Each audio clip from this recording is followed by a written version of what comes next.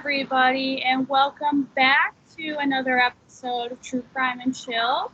I'm joined today by Mitch. How are you doing? Good, good. And yourself? I'm doing good. It's been a long week, but I'm so happy that the weekend was finally here. I know today's Sunday, so the weekend's finally wrapping up, but I enjoyed a much needed, relaxing weekend. I slept in. I was so happy to do so. Good, good. It ends up feeling more refreshed for the. You end up feeling more refreshed for the beginning of the week tomorrow, so that's good. Absolutely. Um, yeah, with my current work schedule, I need as much energy as I can. Yeah.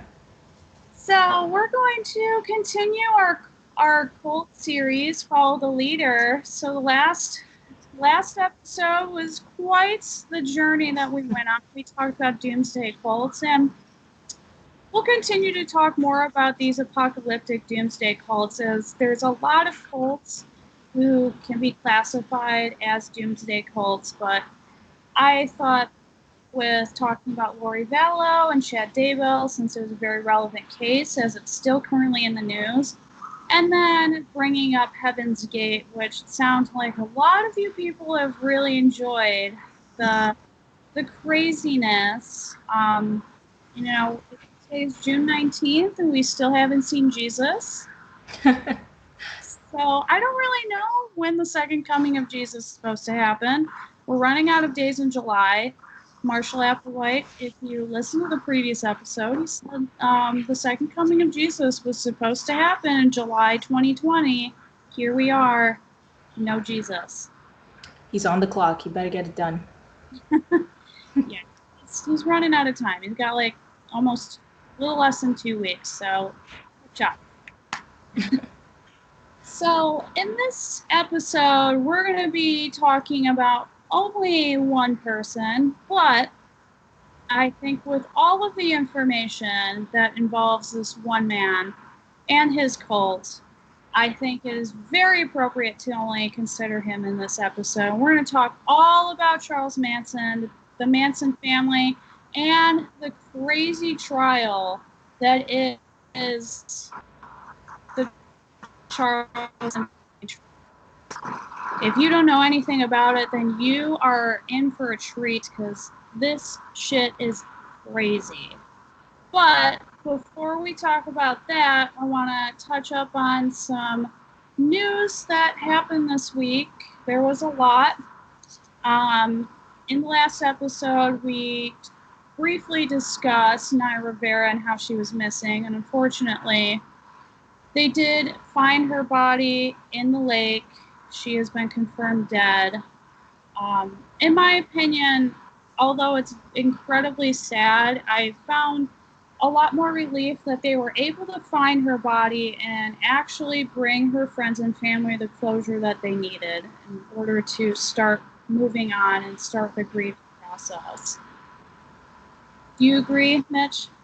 Yeah, yeah. It was sad for sure, but it was fun. It's crazy. I was watching this documentary on Natalie Holloway, which is like a really popular missing persons case, and seeing a family that they have no idea what happened to their daughter, seeing them go through that process for over, I think, over 10 years now. You don't wish that on anybody. So I'm glad that Naya's family was able to get closure, and that they were able to get, I guess, a more complete picture of what happened to her, because nothing's worse than not knowing what happened to your loved one, especially when you know that there's really no chance of them coming back. You just want that closure. So I'm happy for their family, even though it's a very sad time for them. They get that closure. Yeah, and there were quite a few conspiracies surrounding her death and her disappearance. I mean, there were some people saying that she could have been suicidal. There were some people saying that she was just being completely negligent. Um, we still don't know any of the hard facts, but it sounded like one thing that came out was, they might have gone into the lake to go swimming, although it was dangerous, and obviously it was dangerous because it cost her life. Um, they went into the lake to go swimming, and maybe they got caught up by currents or something, but Naya was able to save her son, and unfortunately she couldn't save herself because she didn't have the energy to pull herself back on the boat. So it doesn't sound like it was any of these other horrible conspiracy theories that people were throwing up on Twitter or Facebook or wherever else on social media. Yeah, and the suicidal one was the one that mostly bothered me because there was absolutely no evidence of that, and I feel like it's something that shouldn't be thrown around too quickly because, you know, we know that there's like that epidemic of people who commit suicide, especially in this country, and whenever it happens with a celebrity, you know, those rates tend to kind of go up. So, you know, that for me was a very it bothered me a lot because, you know, if unless people have evidence of that, that's one thing you don't want to be throwing out there, because it's just such a sensitive thing, and people who are, you know, who have mental health issues and they see that in the news, it can really affect them. So yeah, hopefully they get a better picture of the investigation of what's going on. But yeah, at least this was a step in the right direction for them and the family. Yeah, I definitely agree, and I feel horrible for her son. I feel horrible for the rest of her friends and her family, because this is such terrible news, especially for her son. He's only 4 years old. He lost his mother. Yeah.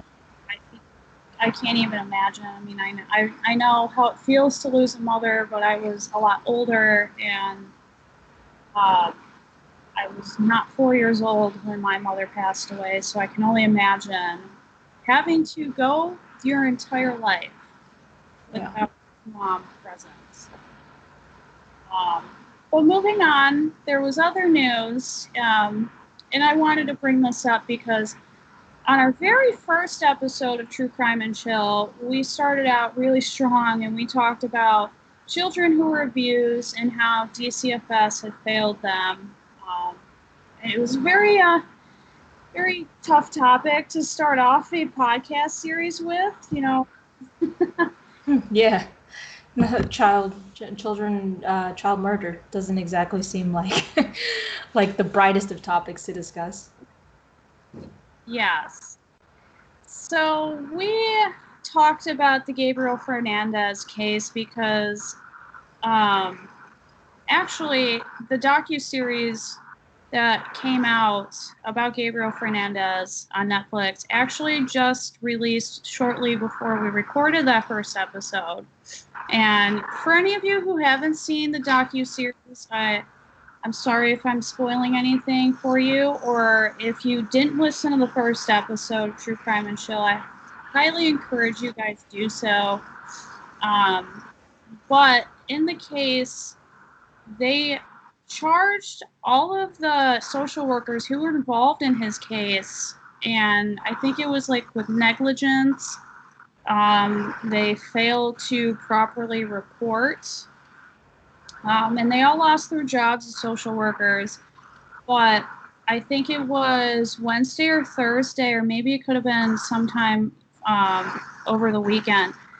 They actually had all of their charges dropped, which came to me as a surprise. I thought um, they. I don't think personally they should have gone to prison or jail over what they did, but they should have received some sort of punishment because it's their job to report all of this information and make sure that these kids are in safe hands if they are in some sort of terrible environment like Gabriel was, and they didn't do so. And I understand that some case managers, they have a very large caseload, which I believe in California, where Gabriel was from and where those social workers were from, they are going to work towards having these case managers not have such a heavy caseload so they can do better at reporting. But I don't know about you, Mitch, but I thought their case and all their charges getting dropped just came as a huge surprise to me. To me, it's not that big of a surprise just because you know, not to take away from the mistakes that they made, because obviously they were. I mean, it was enough for a grand jury to indict. But at the same time, there's these mitigating circumstances. Like you said, the caseload is it's a lot. It's a lot to work with. And in my opinion, that's got more to do with the state failing their social workers just as much as they failed Gabriel Fernandez. You can't keep piling on people and expect them to give you quality work for every single case. They're only human. There's only so many hours in the day. I mean, if we had more hours in the day, I think we would all be able to get stuff done. But unfortunately, that's not the case. And you see this a lot where some in certain professions people are held to a different standard because of how difficult their professions can be. As far as consequences, I mean, I feel like those social workers may not ever continue in their profession. So, in a sense, maybe they are facing those consequences. I'm not sure if they will be liable on a civil suits or anything like that, but maybe that's an option the family will seek moving forward, since obviously criminal charges are probably not going to happen. So yeah, I mean, I think losing your job, especially because in my experience, when people become social workers, it's not they don't do it for money. I think they do it because they genuinely want to help, but because it's not exactly a glamorous um, field as far as money wise goes. So those people will never probably work in that field ever again. So, and it's hard. Some of them, I think there was a lady who was much older. I don't think she's going to be starting over just as easily as anybody. But yeah. I definitely see your point, and I mean, I agree. Um, but I just thought that maybe they deserved a little bit more. It was such a controversial case, especially it was so controversial that they had to make a documentary about it.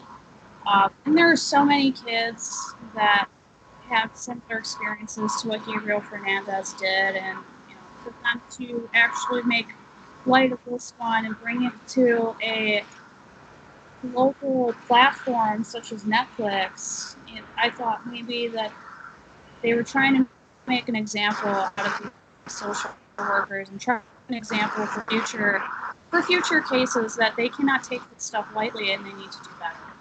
Yeah. So I mean, it was very unfortunate that Gabriel had to be the one that they had to make the example out of. I wish they didn't have to, but I hope that not just in California, but elsewhere in the country, that social workers don't have to have such large caseloads where they can give these kids the proper attention that they deserve. So, this stuff doesn't continue to happen. You call DCFS for a reason. They're supposed to come out there for a reason to help you. And, especially right now, because we're in a pandemic where kids are forced to stay at home and they don't have the access to a school teacher, and they can go to school with these visible injuries or bruises, and the teacher can, report them. Yeah. It's much harder. And like they made a point of saying this. The police, maybe they're not exactly trained in finding these sorts of abuse cases, which goes to the whole movement that we've got going on now, about reforming the police. Well, this is an area that definitely needs more funding, more also reform. And it's something that would probably help the police too when they respond to these types of cases. I mean, as far as the documentary shows, I think maybe it might vary by state, but they defer to the DCFS. So if they're deferring to them and they're underfunded, it's like, who do you have to blame here? You can't expect the police to also have training in that stuff too. So you need to fund one or the other. To be able to deal with these on a more efficient basis. Right. Yeah, I agree. But I thought that was just all very important information to discuss, considering that it just happened. And, it's a topic that we discussed on the show months ago. So, continuing on, with the same episode, we also discussed a case that happened last year in Illinois. The case of AJ Friend. Again, if you don't know about it, I highly encourage you to listen to that episode that Haley and I recorded. He was a 5-year-old boy in Illinois, brutally beaten and murdered by his parents. Again, very similar to what Gabriel Fernandez did. His mom pled guilty to the charges, and she faced a maximum of 60 years in prison, and she just got sentenced over the weekend, and she received 35 years. Now, that one actually, it just rubbed me the wrong way. She pled guilty, and she received 35 years. And she's, I think, 37 now.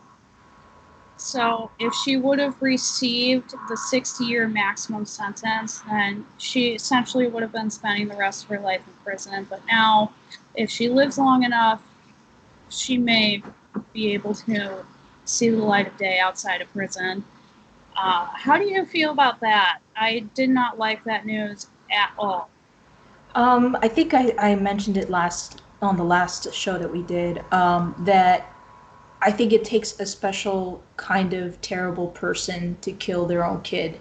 Um, like I said, especially moms, because you should have that maternal bond with your children. And, if you're killing your kid, that speaks volumes. Either something's wrong with you, very wrong with you mentally, or you're just not that good of a person, honestly. Your children are, first of all, children are a class of their own when it comes to victims. And then, you know, they're the parent.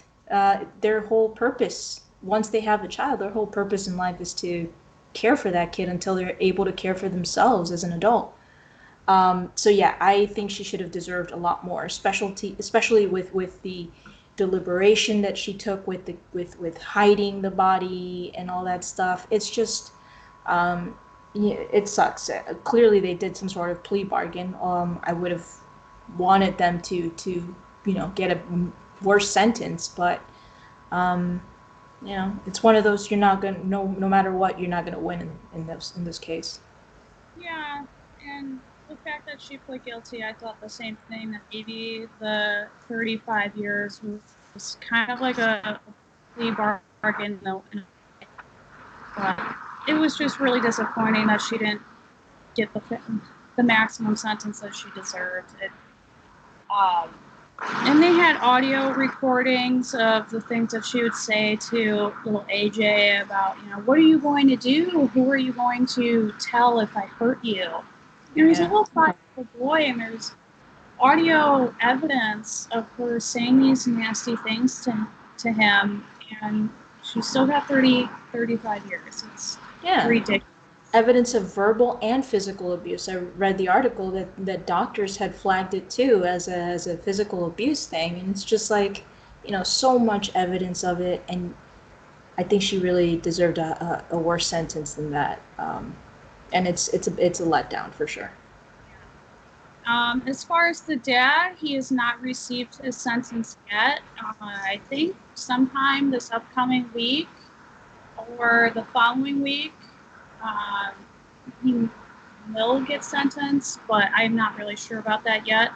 Hopefully, by the time the next episode comes out, or the next time we record, we'll have an update for you guys. But as far as right now, I mean, it's Sunday, July 19th. We still don't have any answers on when or how long the dad will be sentenced, but hopefully he will get the maximum sentence or a punishment that suits his crimes, because he was also involved in it, and he was also incredibly abusive towards AJ. So I can only hope that they give him the punishment that he deserves. Yeah. All right, so let's move on to the topic that we all came here for. We're going to talk all about Charles Manson. And I'm sure you're asking yourself, Gabby, why are you only talking about one guy? You normally talk about 2 or 3, and you have way more to talk about. Well, if you don't know anything about this case, it's going to take a whole episode to talk about it. I'm not even joking. When I was researching this and I was typing up my notes, I had about 5 pages of information just on Charles Manson alone. Uh, you know, I don't know about you if you agree to this, but I don't think, besides Ted Bundy, I don't think there's a more notorious and well-known killer than Charles Manson. Yeah, I would agree.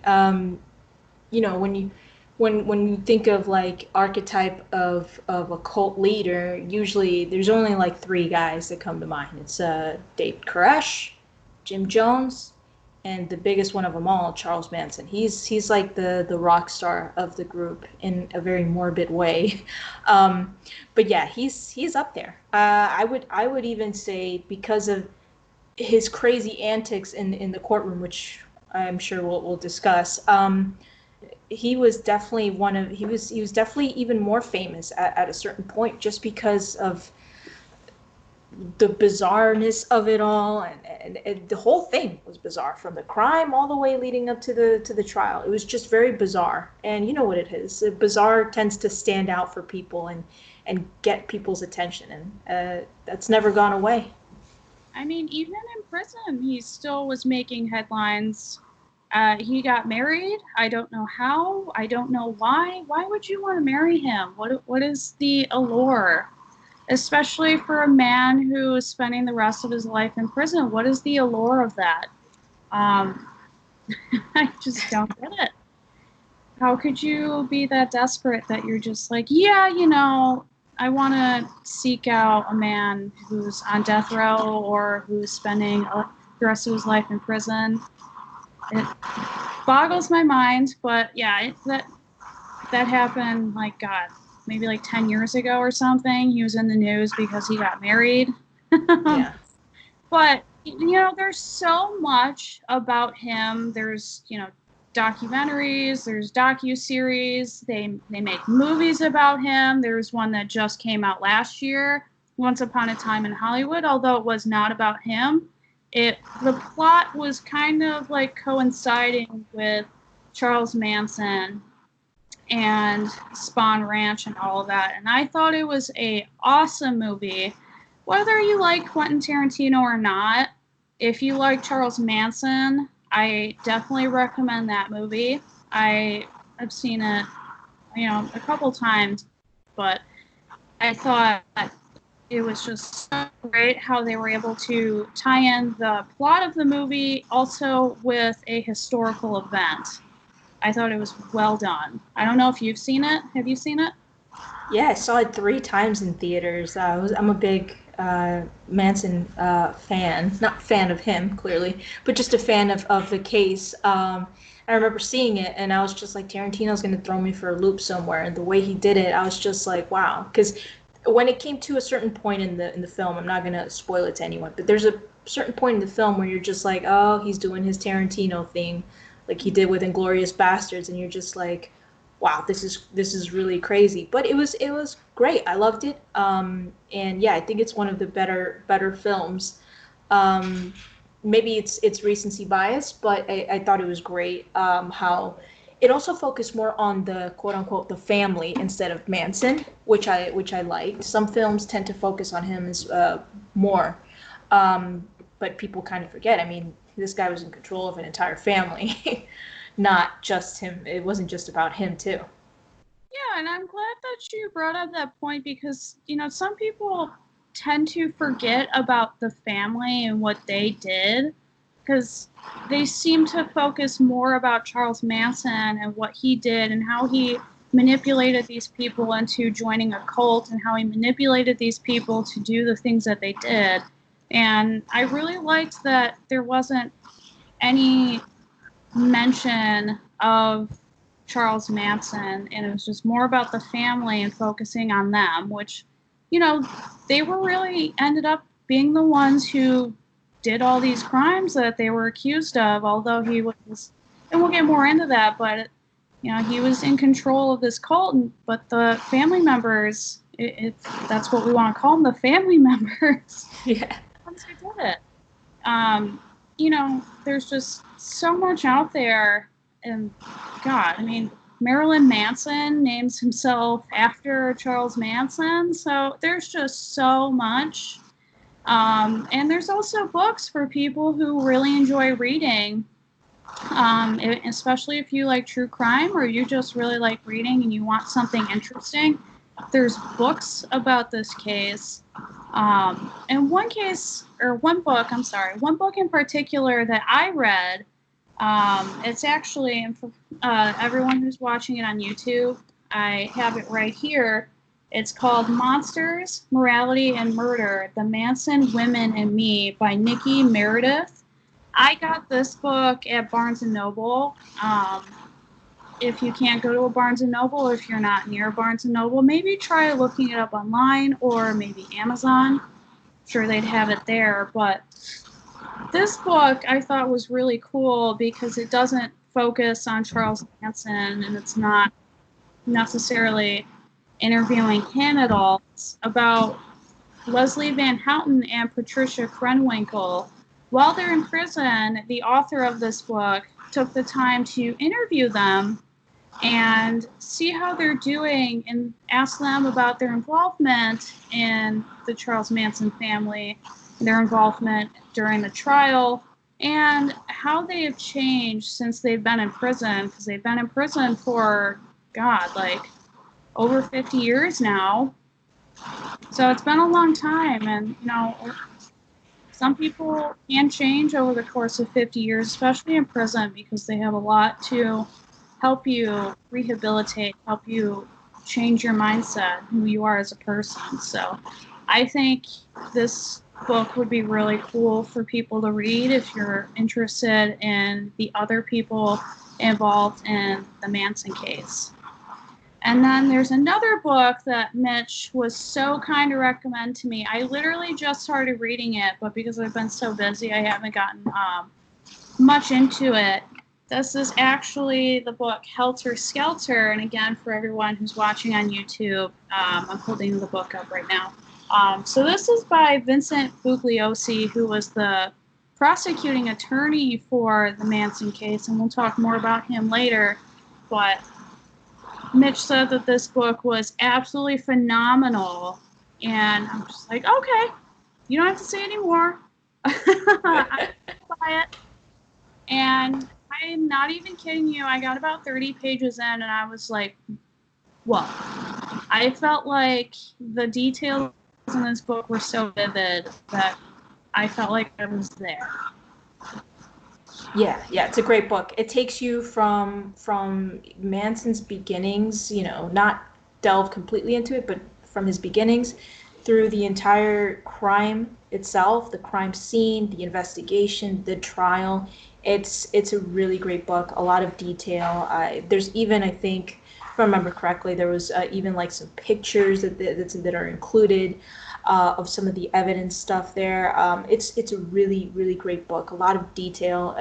He does such a great job of describing everything that it really puts you in his shoes as he's going through this, which is it's great because you're seeing it's a firsthand account from someone who was involved in the cases practically from beginning to end.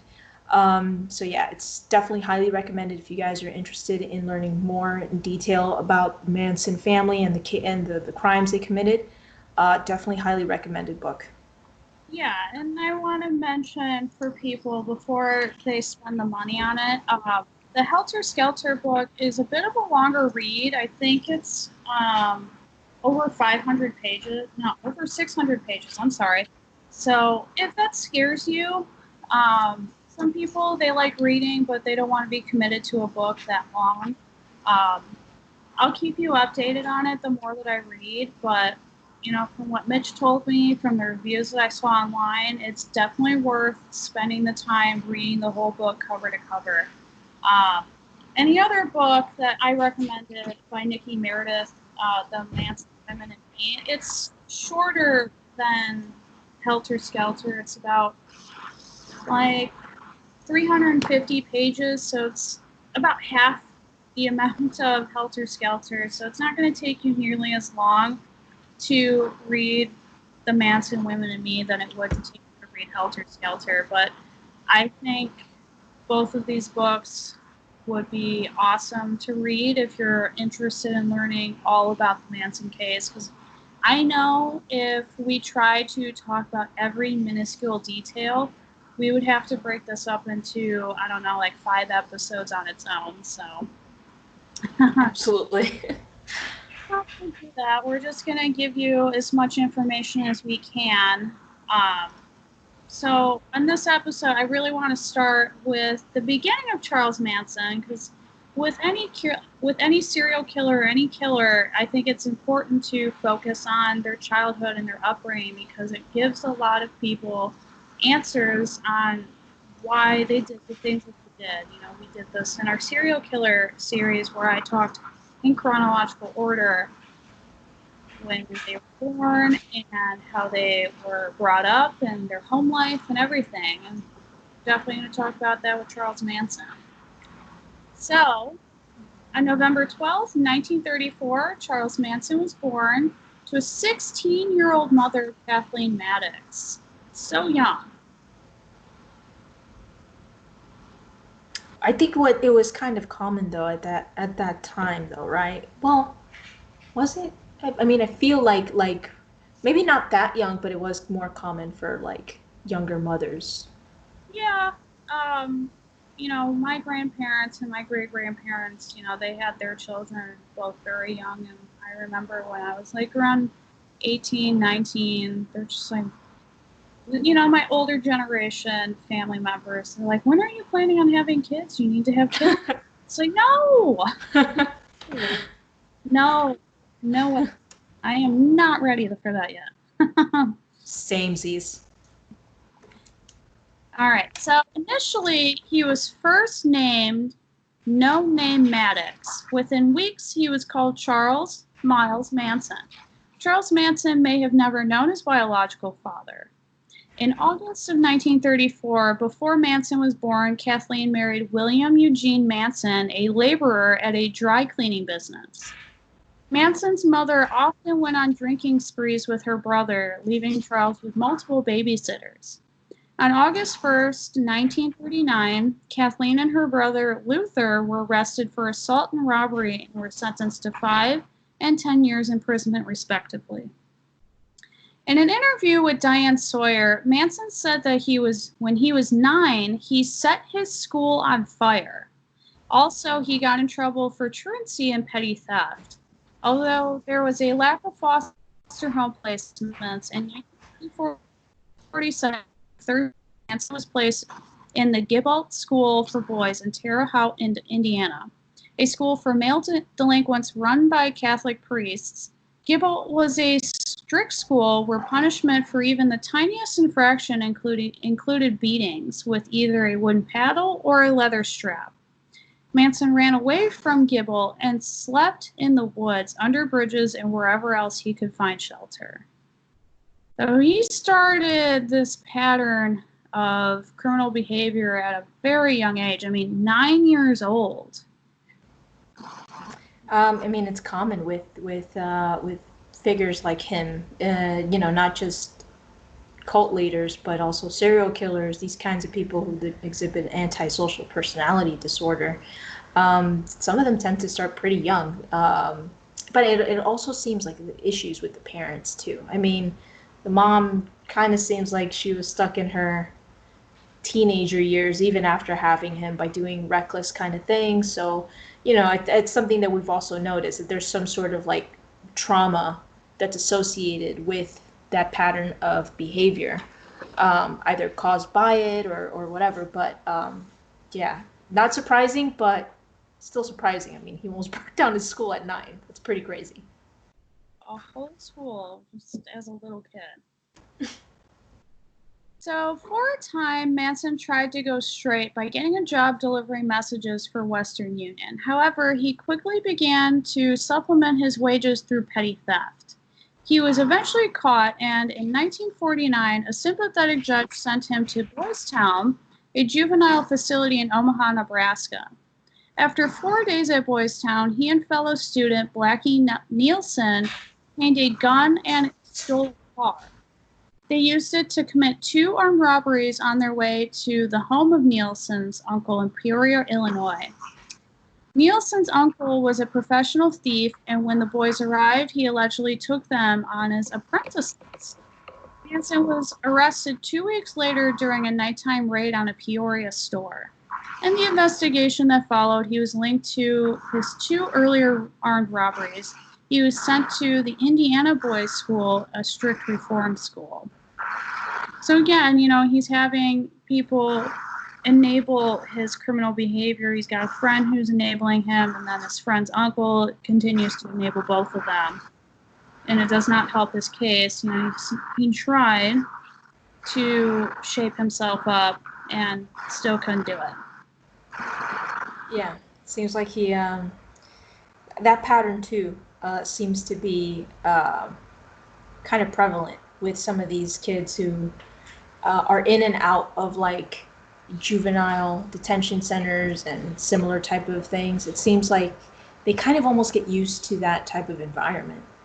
It's like a cyclical behavior that they exhibit. They keep going in and out of it. I don't know if there comes a point where they crave being back in those things. It's basically like becoming institutionalized at an early age. Mm-hmm. At the school, other students allegedly raped Manson with the encouragement of a staff member, and he was repeatedly beaten. He ran away from the school 18 times. While at school, Manson developed a self-defense technique he later called the insane game. When he was physically unable to defend himself, he would screech, grimace, and wave his arms to convince aggressors that he was insane. It's actually, that's kind of smart. In a way, think about it. Yeah, I mean, it worked for him as far as like getting him the protection he needed. He wasn't getting it elsewhere, obviously, because it's the people who are supposed to be working to help him are the ones who are doing it. So whatever worked for him, I guess, yeah. After a number of failed attempts, he escaped with 2 other boys in February 1951. The 3 escapees were robbing filling stations while attempting to drive to California in stolen cars when they were arrested in Utah. For the third time of driving a stolen car across state lines, Manson was sent to Washington, D.C.'s National Training School for Boys. On arrival, he was given aptitude tests which determined that he was illiterate and had an above-average IQ of 100.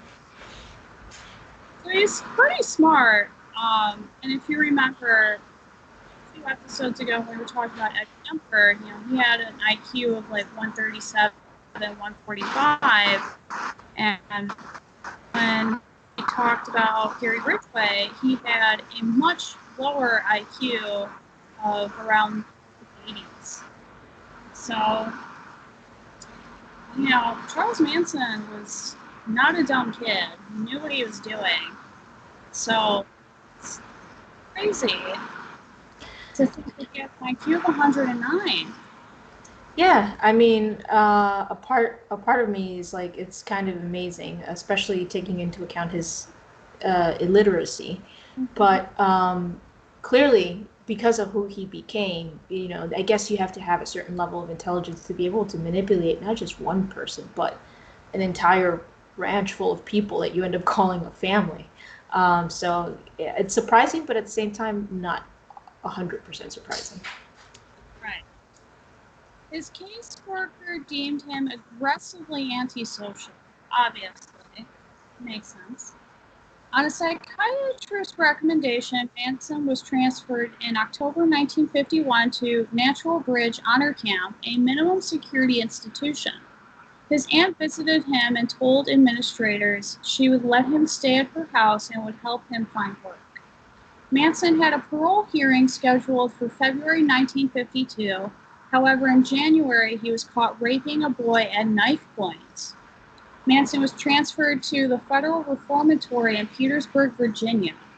There, he committed a further 8 serious disciplinary offenses, 3 involving homosexual acts. He was then moved to a maximum security reformatory in Chillicothe, Ohio, where he was expected to remain until his release on his 21st birthday in November 1955. Good behavior led to an early release in May 1954 to live with his aunt and uncle in McMinnville. So he was all over the place even before he turned 21. He was going to Illinois to commit crimes. He had to go to a prison in Virginia. He went to prison in Ohio. He lived in Indiana. I mean, he's all over the place. Seems like just into what I said, like he seems kind of like he's institutionalized. He's gotten used to that lifestyle where he's just in and out of these places, and his behavior, my God, it's just increasingly worse. Crazy how a life of crime like that, how he wouldn't be in jail for longer. Mm-hmm. January 1955, Manson married a hospital waitress named Rosalie Jean Willis. Around October, about 3 months after he and his pregnant wife arrived in LA in a car he had stolen in Ohio, Manson was charged with a federal crime for taking the vehicle across state lines. After a psychiatric evaluation, he was given 5 years probation. Manson's failure to appear at an LA hearing on an identical charge filed in Florida, good old Florida, never fails, resulted in his March 1956 arrest in Indianapolis. His probation was revoked and sentenced to 3 years imprisonment at Terminal Island, San Pedro, California. Manson received 5 years parole in September 1958, the same year in which he got divorced. By November 1958, he was pimping a 16-year-old girl and was receiving additional support from a girl with wealthy parents. In September 1959, he pled guilty to a charge of attempting to cash a forged U.S. Treasury check. The charges were eventually dropped. He received a 10-year suspended sentence in probation after a young woman named Leona, who had an arrest record for prostitution, made a tearful plea before the court that she and Manson were deeply in love and would get married if Charlie was free. And her exact words, if Charlie was free. Sorry, I can't. I got a little bit of a technical difficulty, but yeah. This guy's he got pretty lucky sometimes too, but you can notice that now he's starting to use women. That he's noticing that he can have some sort of power over women specifically, with the whole pimping thing. Yikes. So sad. A 16-year-old girl. So before the year's end, Leona and Charles Manson married, possibly so she would not be required to testify against him. And this is very common. Well, I shouldn't say very common. I don't know how often this happens, but it does happen where couples get married so the wife or the spouse cannot testify against them. Which is, in my opinion, it's very sad that they're used as a... I wish there was a way to close that loophole, but then, if you do that for one, then you got to do it for everybody, and it's a tricky thing. But yeah, that's pretty crazy.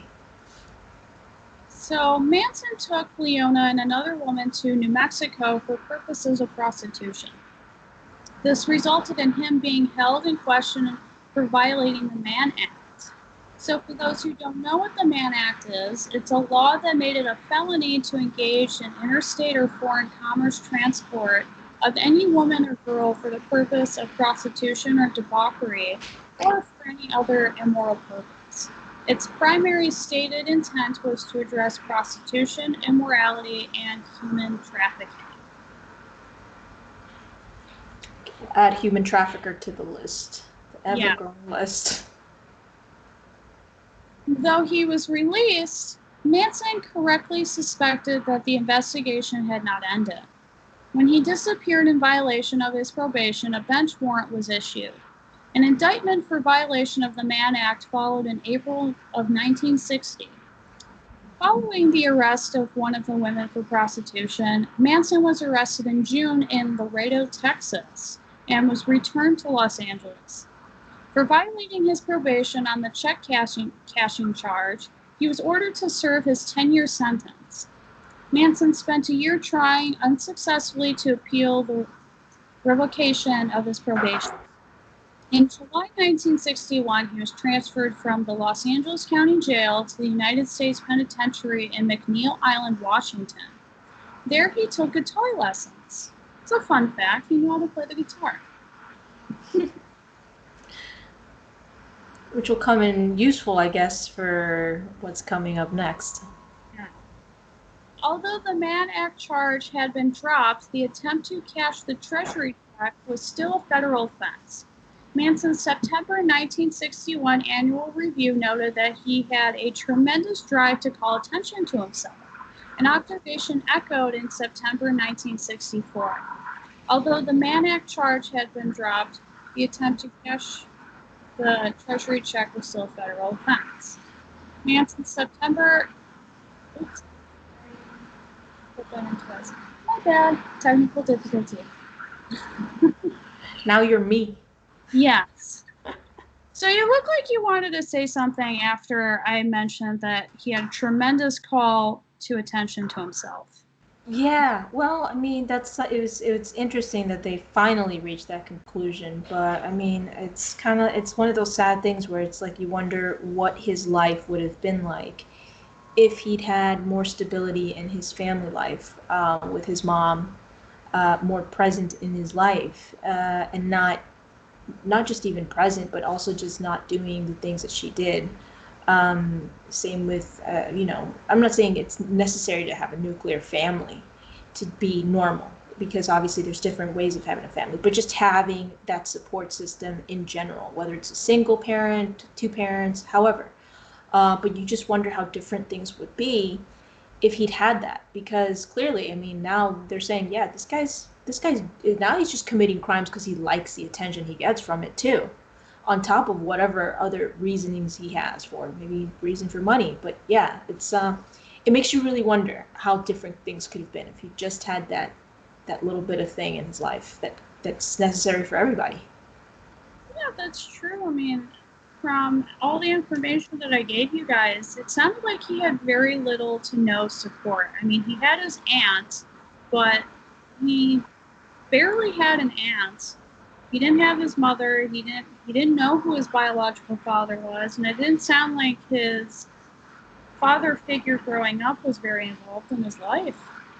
It sounded like he had nobody, and a lot of the killers that we've covered, I mean, they at least have somebody involved in their life, whether it's a immediate family member, or a sibling, or somebody. They have at least just one person that's willing to help them out. And it sounded like Charles Manson had nobody. Yeah. So, after being discharged from prison in 1967, Manson began attracting a group of followers, mostly young women from around California. They were later known as the Manson family. The core members of Manson's group followed included Charles Tex Watson, Robert Bosielli, Mary Brunner, Susan Atkins, Linda Kasabian, Patricia Krenwinkel, and Leslie Van Houten. And if you watch Once Upon a Time in Hollywood, those names will sound very familiar to you. Yeah, the core of the family, the Manson family. The family developed into a doomsday cult when Manson predicted an apocalyptic race war between America's black population and the larger white population. Late in 1968, Manson adopted the term Helter Skelter, taken from the Beatles' recently released White Album, to refer to this upcoming war. In early August 1969, Manson encouraged his followers to start Helter Skelter by committing murders in LA and making it appear to be racially motivated.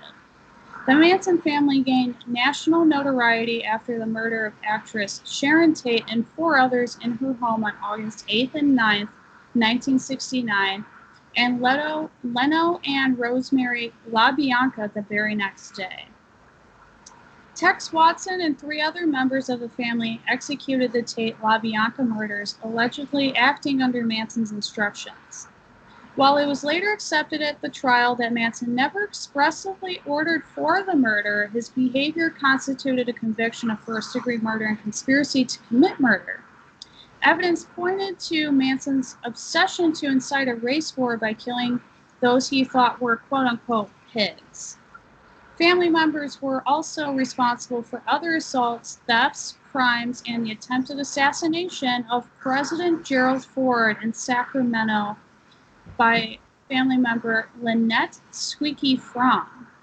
While often thought that Manson never murdered or attempted to murder anyone himself, there is evidence suggestion that he shot drug dealer Bernard Crow on July 1st, 1961. So I know that was a lot, and it's a lot to unpack. But there is a doomsday cult that we talked about in the last episode. I mean, there's a lot of them, and there's a lot of cult leaders who are involved in these stuff. I mentioned in the last episode, they love this stuff going on with pandemics because they use it as a way to make vulnerable people more attracted to what they're saying. And it seems to be a very similar thing here. Yeah, and I mean, he had the, in his case, his fortune of being in a time where there was a lot of cultural change going on with, the Civil Rights Act, the hippies and all that stuff, and it was kind of like an unfortunate set of circumstances where he was able to attract a following, using drugs and runaways and people, really people who were vulnerable to the conditions he set at the ranch. It's crazy, it's just one of those perfect storm sort of situations where everything kind of came together for him. Mm-hmm. Did you know that they tried to assassinate President Ford? I did. I remember reading that, and I was just like, I was a little shocked too. I had to reread it and make sure that I was reading it from like a good source, because I don't remember reading that in Helter Skelter, and I never really heard of it. But I was pretty shocked. I'm just like, I didn't know they were that organized. I mean, there's a difference between killing someone who's, an average day Joe, and killing the President of the United States. That's a whole different level. Yeah, I had the exact same reaction you did when I was putting together my outline and all of these notes. Like, they tried to assassinate us. My God. I mean, I know that they killed several people, but I didn't even know that trying to kill the president was even on their list. Yeah, I mean, they went definitely for shock and awe. I mean, Sharon Tate's murder, it's not like they just killed anybody on that one too. I think Roman Polanski at the time was a pretty, hot director, and they didn't just kill, Sharon Tate, famous actress. They killed an heiress, the Folger. Yeah.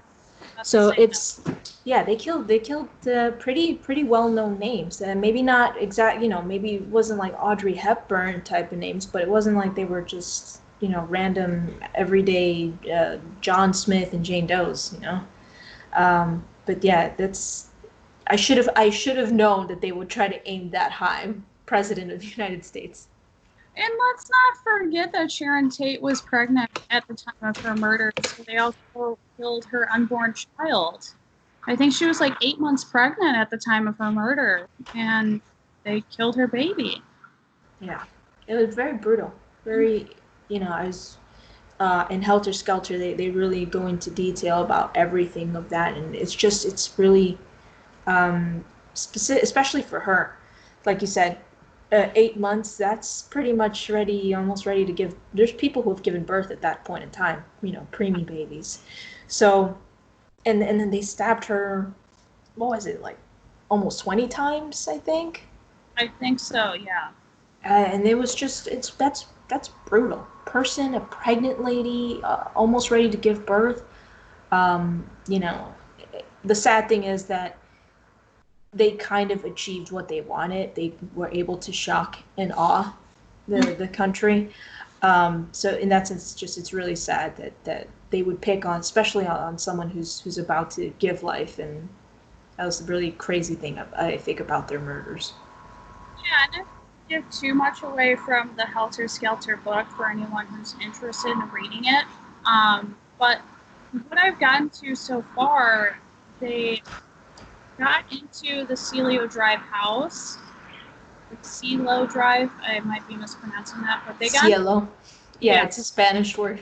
Okay, so sorry if I pronounced it wrong to anybody, but that I got to the point where they got into the house and they saw all the dead bodies, and they described Sharon Tate's body being so badly stabbed that she was wearing like some sort of nightgown or like some sort of pajamas, and the blood had soaked her pajamas so bad that her pajamas looked like they were completely red.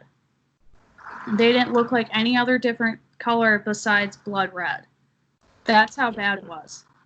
Yeah, you know, they had bodies even like in the outside of the house. I think Yeah. it was one or two bodies. I think it was just a very gruesome crime scene. Something you would never have expected to happen to someone who's pregnant. I mean, it takes a special kind of terrible person to do that. Mhm. So let's talk about the infamous trial that everyone knows and loves.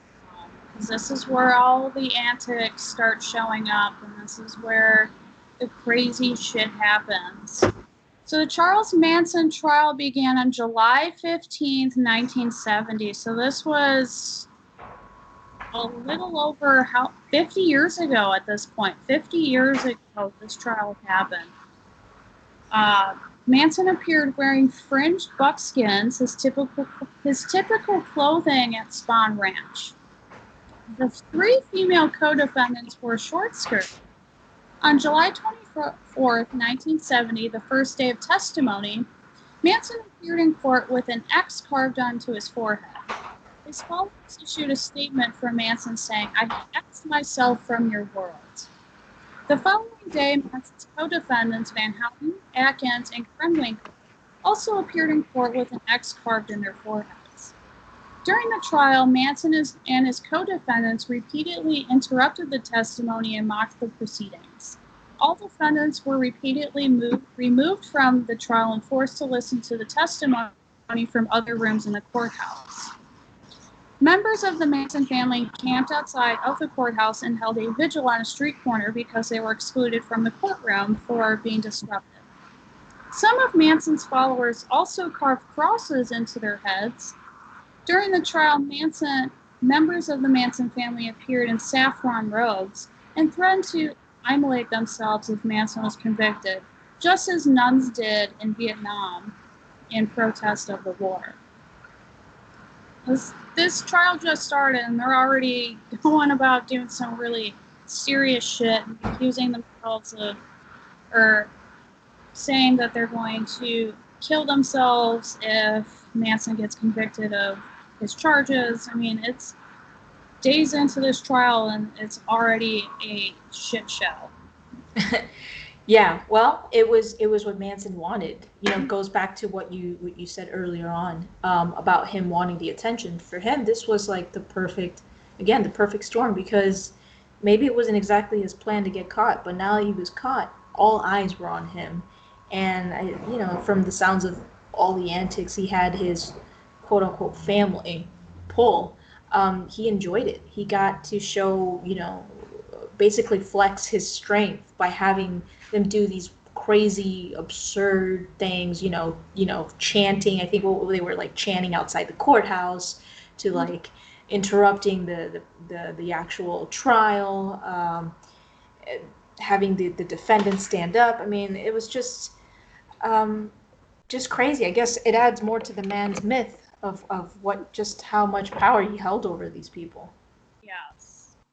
And it only gets crazier from there. In early August 1970, President Richard Nixon told reporters that he believed that Manson was guilty of the murders, either directly or indirectly. Manson obtained a copy of the newspaper and held it up to the jury. Judge Older polled each member of the jury to determine whether each juror saw the headline and whether it affected his or her ability to make an independent decision. All of the jurors affirmed that they could still decide independently. Shortly after, the female defendants Atkins, Krenwinkel, and Van Houten were removed from the room for chanting, "Nixon says we are guilty, so why go on?" And just a little background information for people who aren't aware for what jurors have to go through when they are asked to work a trial. They take their unbiased opinion very seriously. So anytime they are exposed to any news information or anything similar to like a newspaper headline, they have to question them. And, you know, if you ever watch a case live, at the end of or right before they go into recess, they always have to remind the jurors that they cannot talk about the trial, they cannot watch news involving the trial, they can't have anything involved that could possibly sway their decision making. And they can't go on social media and be exposed to anything involving this trial. So they have to like be completely shut off from the world, which is, it's crazy and it seems kind of hard to do. And it also, you know, even this was 50 years ago, it seems like it was hard to do because it was so widely exposed. What a shock that the best president we've ever had would commit such a blunder, because that was a blunder on his part, on President Nixon's part, to pretty much say that. You know, as president, you really should not say anything about a high-profile case because of, like you said, the reasons you said. It's kind of hard to ignore what the president of your own country has said, especially when you're in a jury. So, you know, we'll put another one in the win column for Nixon. Yeah. Move over Watergate. We got Manson Gate. On October 5th, 1970, Manson attempted to kill Judge Older while jury was present in the room. I mean, yeah, that was an A-plus move right there. That was really going to help his case. Absolutely. Not that it didn't seem like he gave a shit. It doesn't seem like he cared. All about attention here, but A-plus move for trying to help his case. So Manson first threatened Older, then jumped over his lawyer's table with a sharpened pencil in the direction of Older. While being led out of the courtroom, Manson screamed at Older, "In the name of Christian justice, someone should cut your head off." Meanwhile, the female defendants began chanting something in Latin. Judge Older began wearing a .38 caliber pistol to the trial afterwards. On November 16, 1970, the state of California rested its case after presenting 22 weeks' worth of evidence. The defendants then stunned the courtroom by announcing that they had no witnesses to present and rested their case. I can't even imagine this poor judge. I feel like if he had any hair at the beginning of this trial, it must have all just been ripped out of his head by the end of it. Yeah, I mean, it was a crazy case, and something that the book Helter Skelter kind of touches on is a difficulty at the time of convicting someone who actually hadn't committed the murders for those murders. So already they were kind of in a little bit of uncharted territory when it came to Manson, and then you throw in all those antics on top of you know the gravity of the case and of what they were trying to do. I can just imagine how awful of a time it was for the prosecutors, but also the judge as well. I mean, to have to bring in your own pistol because you're scared for your life. And I mean, who wouldn't blame him? Because Manson for all his craziness, was really effective in showing people that he had power outside of the cell that he was in. I mean, he was getting his followers who weren't arrested, his followers who were arrested and in other cells and weren't near him, he was getting them to follow everything he wanted them to do. So if I'm the judge, I'm just like, this guy's got, he's got some power outside of where he's at. It's pretty crazy. Hmm. So immediately after defendants' counsel rested their case, the 3 female defendants shouted that they wanted to testify. So after they said they didn't have any witnesses that wanted to testify, they're just like, oh, no, just kidding. We have something to say. So again, I mean, these poor prosecuting attorneys, this poor judge, they're just like, sounds like it's over, thank God. 22 weeks worth of information. I just want to be done with this. I want to move on. And they're just like, no, we have something to say. I'm sure their defense attorneys were just dying on the inside when that happens.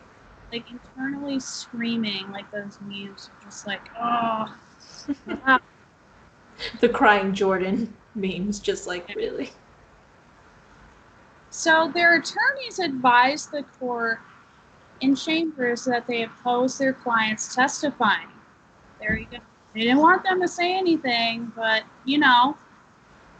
why would they listen to their attorneys? Why would they listen to anybody? Because might as well have just represented themselves at this point. Apparently, the defendants wanted to testify that Manson had nothing to do with the murders. The following day, Manson announced that he too wanted to testify. Thank God. I mean, all were dying to hear what he had to say. Sure, it was. I'm sure it all made sense when he spoke. The judge allowed Manson to testify outside the presence of the jury. He stated as follows: "These children that come at you with knives, they're your children. You taught them. I didn't teach them. I just wanted to help them stand up. Most of the people at the ranch that you call the family were just people that you did not want. I know this, that in your hearts and your souls, you are as much responsible for the Vietnam War as I am for killing these people. I can't judge any of you. I have no malice against you and no ribbons for you. But I think that it is high time that you all start looking at yourselves and judging the lie that you live in. My father is the jailhouse. My father is your system. I am only what you made of me. I am only a reflection of you. You want to kill me? Ha! I am already dead.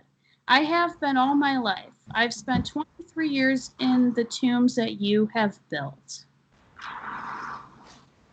So, very, very powerful statement, although it came at a very awkward time. Yeah, it was actually a very powerful statement, and kind of goes to it comments on his IQ, which you mentioned. Is here you have a guy who is illiterate at what age? At a pretty late age in his life, and he puts out what, despite what he did, a pretty powerful statement about how, society creating the circumstances that allowed him to get this really powerful influence over these younger girls and younger guys too, because Tex wasn't exactly that old when all of this happened. So it is a pretty powerful commentary on the society at that time, because you have this, the hippie culture, but you have people who are really disillusioned with what was going on at the time with the Vietnam War. There was still the Civil Rights Act still being, implemented and all this stuff. And, a lot of people were feeling that things were out of their control. And it created a situation where you had people running away from home, going to California, looking for some sort of enlightenment because they were dissatisfied with what they had, those privileged children. But yeah, it's a pretty powerful statement from someone who's verifiably insane and a pretty terrible person, which doesn't say a lot of good things about society at the time. Yeah. Yeah, and correct me if I'm wrong. I think like the sexual revolution started around like the late 1960s, where women had access to birth control. So you had a lot of women who were acting out in that way, who were dressing inappropriately to a lot of society standards at that time. So yeah, like you mentioned, just there was a lot going on, and And the what drug these culture as well, yeah, which drug culture, psych, was a huge, yeah, psychedelics taking a forefront. And I do believe that I read that that's one of his methods of controlling women. He controlled them through their sexuality and through drug use. So God, he was just. It was like I said, it was a perfect set of circumstances for someone like him, which is a sad truth. On November 30th, 1970, Leslie Van Houten's attorney, Ronald Hughes, failed to appear for the closing arguments in the trial. He was later found dead in a California state park. His body was badly decomposed, as it was impossible to tell the cause of death. Hughes had disagreed with Manson during the trial, taking the position that his client should not testify to claim that Manson had no involvement in the murders. Some have alleged that Hughes may have been murdered by the Manson family. Do you believe that this is true? Because I kind of feel like they did. If especially if you read Helter Skelter, you would definitely feel very strongly inclined that they would do that. It's something that uh, it's not like they're above it, clearly. But yeah, if you, especially when once you get through the book, it's something that is strongly alluded to, and there's a lot of very weird circumstances surrounding not just his death, but things that have happened before leading up to the trial and their arrest. So definitely give that a read. Okay. I look forward to getting to that part. I mean, the book itself is just so fascinating. I started it a few days ago. But I definitely look forward to reading about that. And I encourage all of you to as well. So on March 4th, 1971, during the sentencing hearings, Manson trimmed his beard to a fork and shaved his head, telling the media, "I am the devil, and the devil always had a bald head." He's about to break out into a rendition of "The Devil Went Down to Georgia." Yeah. However, the female defendants did not immediately shave their own heads. Now, if you guys remember, during the trial, when he had the X on his forehead, they all immediately followed suit. But they did not this time with shaving their heads. The state prosecutor, Vincent Bugliosi, author of Helter Skelter, later speculated in his own book, Helter Skelter, that they refrained from doing so. It would not appear to be completely controlled by Manson. On March 29th, 1971, the jury sentenced all 4 defendants to death. When the female defendants were led into the courtroom, each of them had shaved their heads, as had Manson. So there you go. Now they follow suit. And it all makes perfect sense. They don't want to appear to be controlled by Manson, so they're going to do it like 2 or 3 weeks later. Yeah. Again, even then, in the face of death, these ladies were still listening to this guy. And I'm sorry, I would never. This long mane, never. No, I would never shave my head. I have too big of a forehead to shave my I head. have a big head just in general. If I shaved that, it would look like a big balloon. Oh my God. It's not a good look for me. Yeah, not everybody can pull that off. Not everybody has what was it, Demi Moore's Yeah, facial structure to yeah. pull something like that off. From GI, was it GI Jane? She shaved her Yeah. head. Yeah, I can't do that. So more power to her, but it's not for me. Yeah. So after hearing the sentence, Atkins shouted to the jury, "Better lock your doors and watch your kids." The Manson murder trial was The Manson murder trial was the longest murder trial in American history when it occurred. It lasted 9.5 months. The trial was among the most publicized American criminal cases of the 20th century and was dubbed the trial of the century. The jury had been sequestered for 225 days, longer than any jury before it. The transcript alone ran to 209 volumes, or 31,716 pages. Wow. Imagine trying to read all of that. And imagine that poor man or woman who had the wonderful duty to type up all of that information. I can't imagine, especially with how crazy they got. Like, for her to have to keep up with their antics as well, because I'm sure she had to write that down. Yes. Yikes. Oh yeah, they have to type out everything verbatim. Ugh. No, not my kind of job. No. I can't even type down my own thoughts. Yeah, I mean this outline was 5 pages. Imagine trying to write 31,000 pages of information out. Oh my God. That's insane. Manson was admitted to state prison from LA County on April 22nd, 1971 for 7 counts of first-degree murder and 1 count of conspiracy to commit murder for the deaths of Abigail Folger, Wojciech Frykowski, Stephen Earl Parent, Sharon Tate Polanski, Jay Sebring, and Leno and Rosemary LaBianca. As the death penalty was ruled unconstitutional in 1972, Manson was resentenced to life without the possibility of parole. His initial death sentence was modified to life on February 2nd, 1977. On April 11, 2012, Manson was denied release at his 12th parole hearing, which he did not attend. After his March 27, 1997 parole hearing, Manson refused to attend any of his hearings.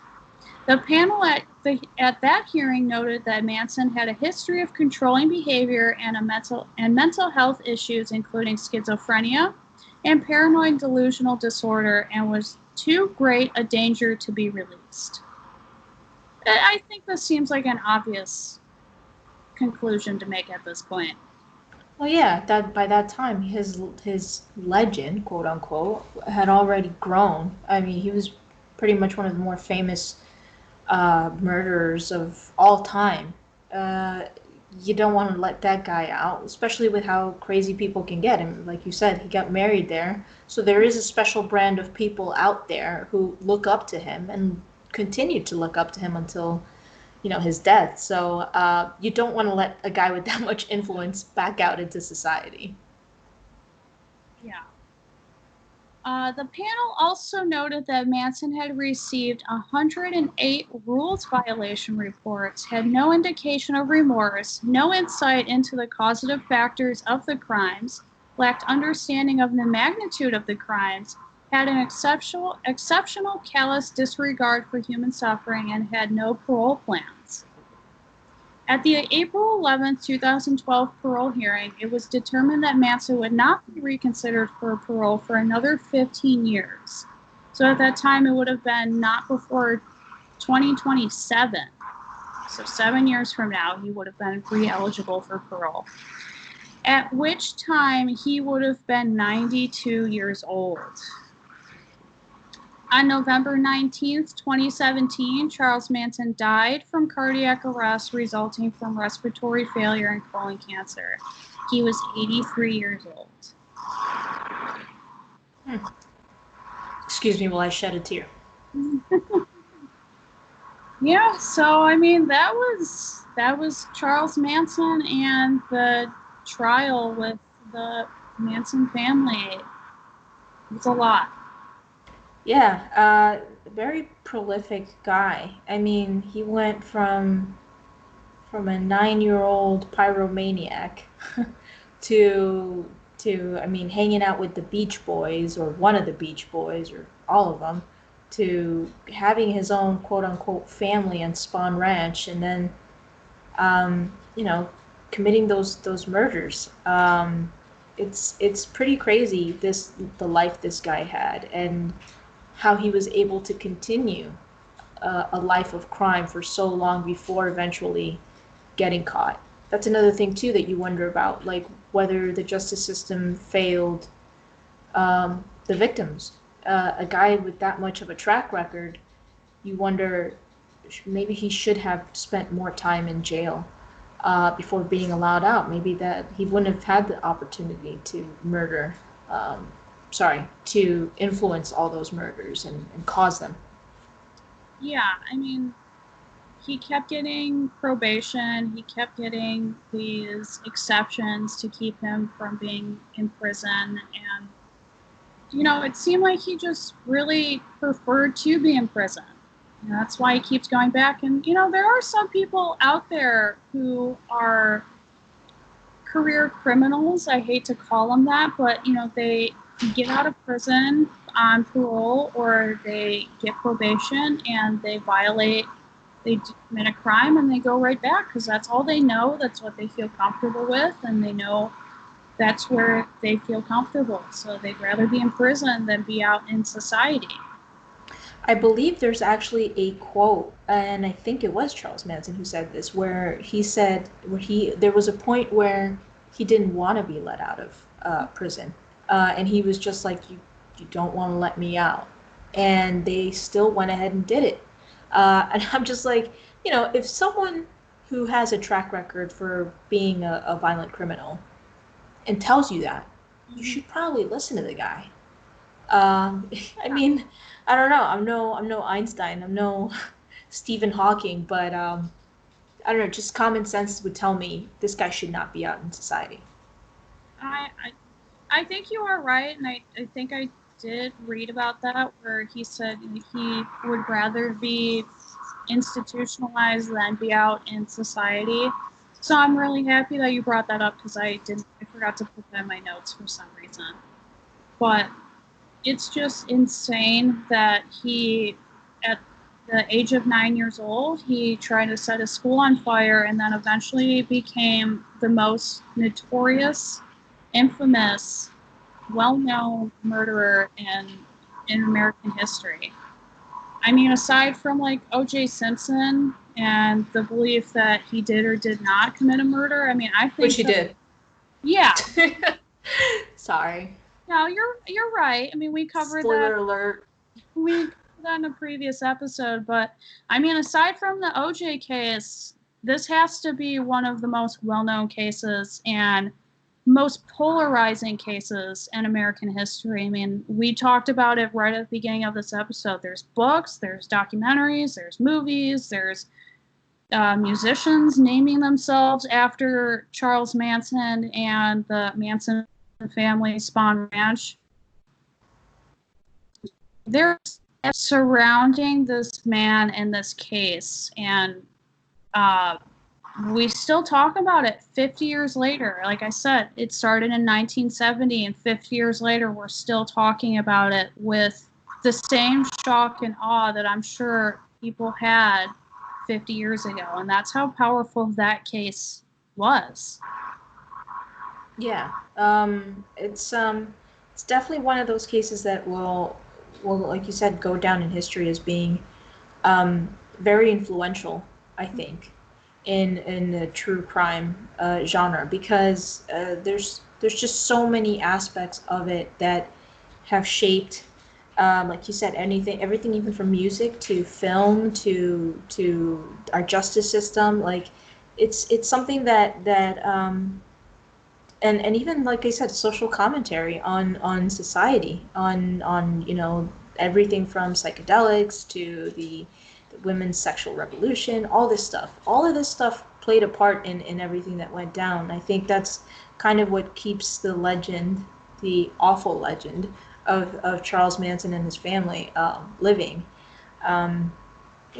America doing things right, like always.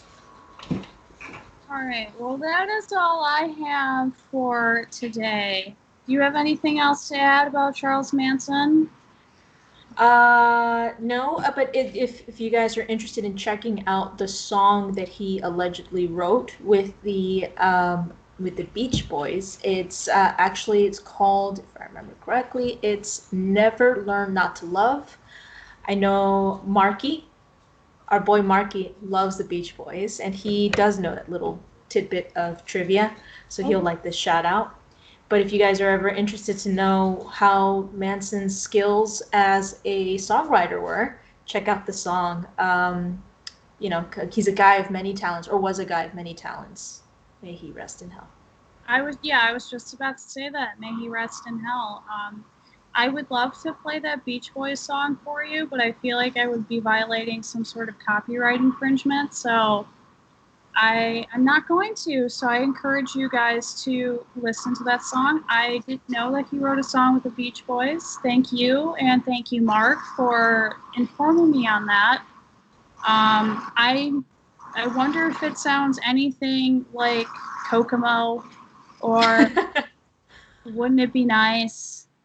Anything? Is Surfing USA. Yeah. I wonder how the Beach Boys feel about that. Oh, it's probably for them it's a dark spot in their history to ever been associated with this guy, much less having a song tied to him. Mhm. The crazy thing though is that they ended up actually still releasing the song, so it couldn't have been that bad. Yeah, well, some people really like that stuff. It lines their pockets, it gives them money, and helps promote their names. So I'm sure, and as they always say, no press or bad press is the same as good press. So, Exactly. they love it. For All sure. right. Well, before we go, Mitch, why don't you tell everyone where they can find you? You guys can find me on Twitter at Mitch1128, also known as Count Boozy Von Drunkaton. I'm usually, promoting our pods, our website, ponesmedia.com. You guys can find me obviously, okay, most of the time on True Crime Pod, but I'm also on Nerd Pod from time to time. And yeah, feel free to engage with me on there. We can discuss anything from true crime to nerd stuff to I will not debate Tom Brady being the GOAT. That will forever always be the truth. But yeah, you guys can find me on there. Yeah, that's not up for debate. But as me, you can also find me on Twitter at MoneybagsGabs. And also, just this week, we started a true crime Twitter. And you can find the True Crime and Chill Twitter handle at chill_true. And you can just see that Twitter account promoting a bunch of different true crime headlines, and also promoting the other pods. I also encourage you guys to look up any of the articles at ponesmedia.com. That's PWNSmedia.com. I recently posted an article on there if anyone is interested in reading anything that I wrote, besides my asinine tweets on my Twitter account. And I also have another fun article that is true crime related coming out soon. The one that I just posted is not really true crime related. I mean, it kind of is, but it's more sports true crime related. But nonetheless, I highly encourage that you go to the website and listen or read all of the awesome articles that my fellow podcasters have wrote, and I think you'll feel very informed. Yes, make sure to check out Gabby's article. It's really great. I loved it. Can't wait to see more content from you. Thank you so much. And thank you guys for listening. Mitch, thank you so much for joining me. I hope you enjoyed this episode, and I hope to have you guys listen to the next one. Have a great rest of your day. Bye, guys. Bye.